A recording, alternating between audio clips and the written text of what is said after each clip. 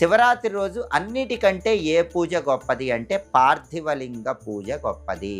అంటే మట్టితో ఎవరైనా శివలింగం చేసుకొని దానికి పూజ చేసినా, అభిషేకం చేసినా ఉత్తమ ఫలితాలు కలుగుతాయి.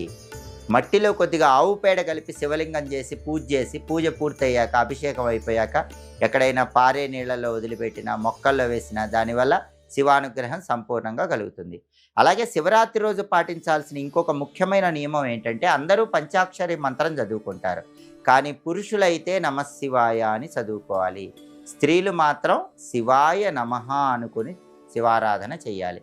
స్త్రీలు నమఃశివాయ అని చదవటం కన్నా శివాయ నమః అని చదువుకుంటేనే వాళ్ళకి తొందరగా ఫలితం కలుగుతుంది. కాబట్టి మహాశివరాత్రి రోజు పురుషులందరూ నమఃశివాయ నమఃశివాయ నమఃశివాయ అనుకోండి.